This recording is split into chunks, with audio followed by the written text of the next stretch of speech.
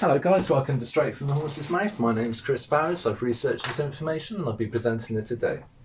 Now, I've looked at Chester on Friday and I've picked out a couple of horses and decided to specialise in on the 7 furlong distance. I particularly like the 7 furlong distance at Chester for the simple reason it's quite different from the 7.5 furlong one because they're running straight into a corner. The 7.5 furlong distance, they've got a bit of a straight before they go into that corner. Whereas on the 7 furlong, they're pretty much straight into it. So the draw, which is important at Chester anyway, is even more important. Ideally, you're probably talking stalls 1, 2 and 3 would be absolutely ideal. If it's a bigger field, it definitely wants to be in the bottom third of the draw. You're going to need a horse that's ideally going to lead or be prominent. So if the horse is actually slow getting away, then that could actually prove to be a bit of a disaster over the 7 furlong course. And also if a horse is a hold-up horse, then they may have some problems. So on that basis, let's have a look and see why I've chosen these. So the 220, 7 furlong handicap, class 4 for 2-year-olds, rated 0 to 85. I've decided on the well-drawn way to win. He should hopefully get away well and try to make all, which is what I was saying he really needs to do. The ground should not bother him as he performed well on good and soft and there is rain expected. Last time out he won a class 6 race in great style, winning by 11 lengths.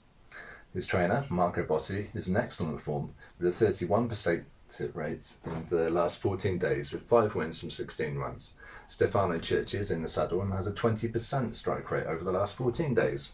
So this one's 5 to 2. There we go, that's with Bet365. And the next one I'm going to talk to you about is the 325. Again, it's a 7 furlong handicap, class 3, 3-year-olds plus, rated 0 to 95. Course winner, the Cody Kid, will not mind if the weather changes as he has won on both good to soft and firm.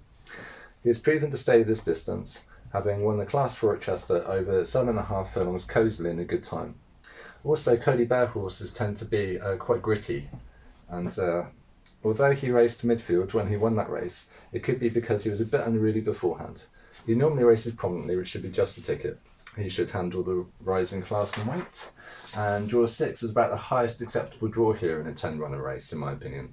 But the stalls 1, 2 and 3, as I said earlier, are actually the plum ones. He should still be able to move to where he wants to be without too much fuss. So,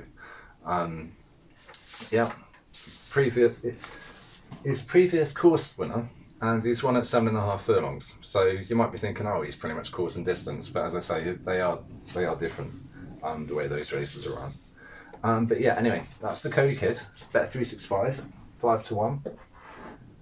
I think that is a great bet. I'm not putting up in that. There's only 2 there at the end of the day. Have a look and see what you think. I've given an argument for both of them, but if you've got a selection which you prefer and you've got a stronger argument for that selection, then trust your judgment and pick the horse which you think is going to win. And that's what it's all about at the end of the day. So, what have I been doing this week? I've been working on my website. I've been doing a lot of stuff which isn't published onto the website yet. All kinds of things. One particular thing is the knowledge section. And the knowledge section, I really don't want to be like a cheap afterthought to what I'm doing. I want it to be a resource for people to use.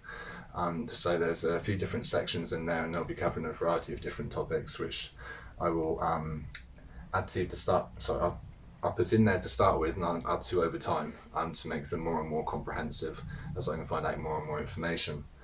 One thing I'm going to be doing tomorrow is selecting some of my local stables. And I'm going to be sitting down and I'm going to be getting in contact with some of the stables and just seeing if maybe I can go and do a stable tour.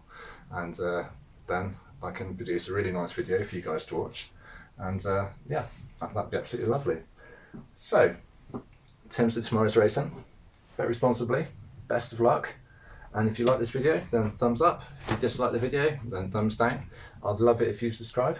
That will basically mean that you'll get my tips into your feed so you can try and win some money. And yeah, thanks very much for watching. Take care, guys.